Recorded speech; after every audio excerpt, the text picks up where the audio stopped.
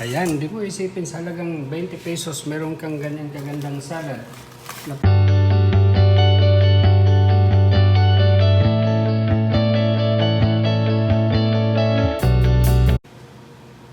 Hello mga kapatid. Welcome back to my channel. So samahan nyo ako ngayon sa ating another episode ng pagluluto.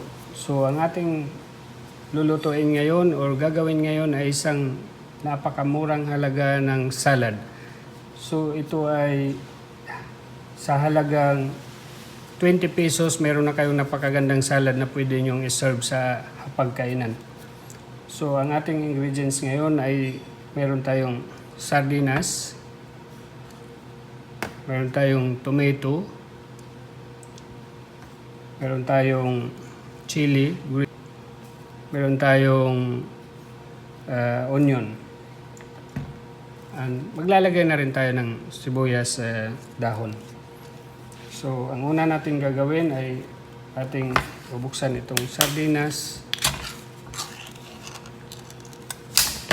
Uy, yun. Tumambling pa. Talagang buhay pa. And then, tatanggalan natin ng buto sa gitna. Kasi may buto ito eh. So, yan. Natin.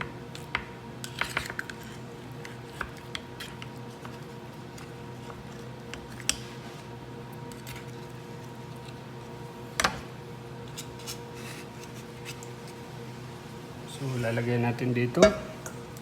Tanggalan lang natin ng buto. So, alisin natin ang buto. Yan.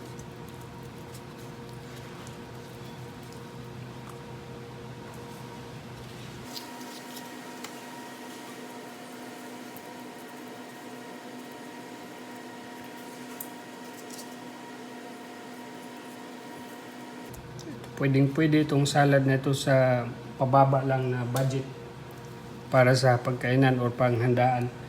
Pero i-guarantee ko sa inyo, napakasarap niya. So, pwede rin siya yung sardines and tomato sauce, sardines and olive oil, flakes and oil. Yan. Yan, meron na tayo. So, dudurugin lang natin ito.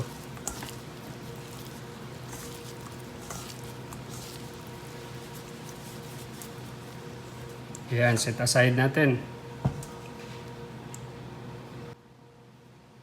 So, ang sunod natin gagawin ay hiwain natin yung onion. Pwede rin kayong gumamit ng red onion. Mas masarap yung red onion. Kaso wala ako, kaya ginamit ko yung white onion.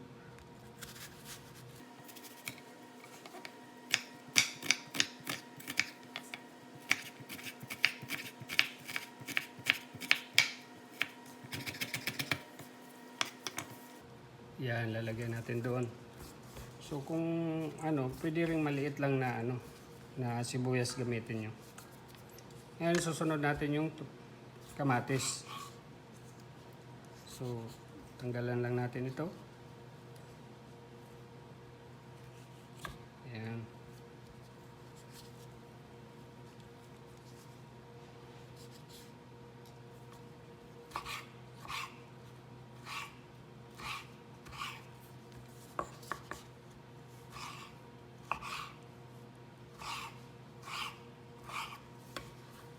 Yan, lagyan natin doon.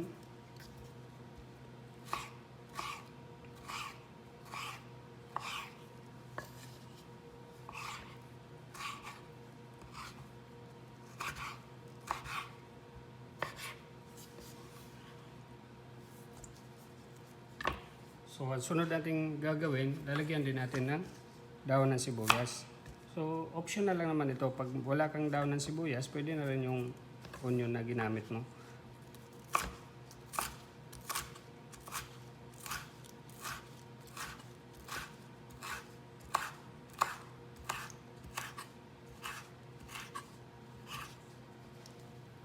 Yan.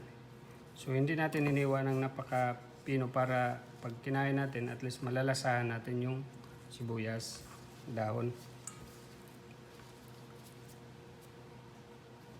Ayan. Susunod natin, lalagyan natin ng lime or kalamansi. Kung meron kayong kalamansi, pwede rin kalamansi.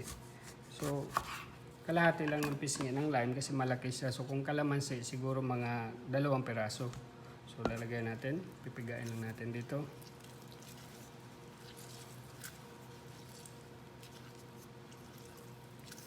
Napakadali lang niya gawin. Tapos, napakamura pa ng halaga. Tapos, lalagyan natin ng konting salt.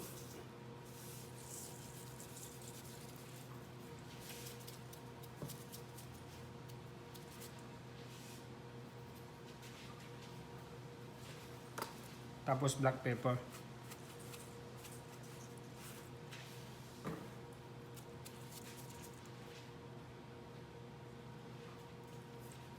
Tapos, lalagyan lang natin ng konting vegetable oil. Pwede rin yung mga cooking oil na ginagamit nyo. Kung wala kayong olive oil kasi mahal kasi yun. Sa halagang 20 pesos lang to eh. So yung mantika lang, konting patak lang para hindi siya dry. Yan, haluin natin.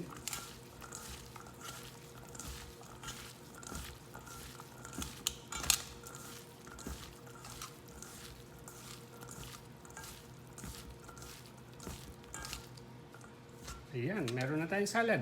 Napakadali lamang din. So, titikman natin bago natin.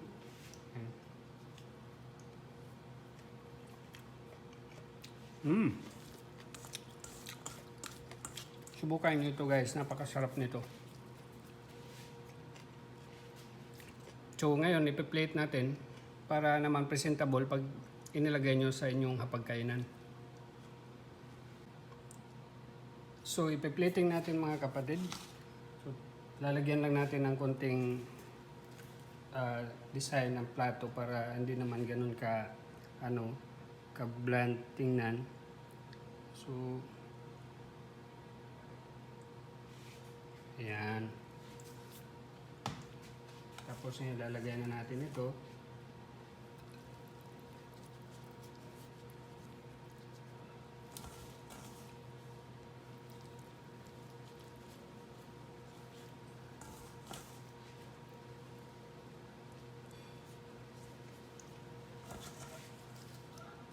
Pwede mong i-serve sa iyong hapagkainan. So, lagyan natin ng bread para maganda lang siya tingnan. So, siguro dito. Ayan.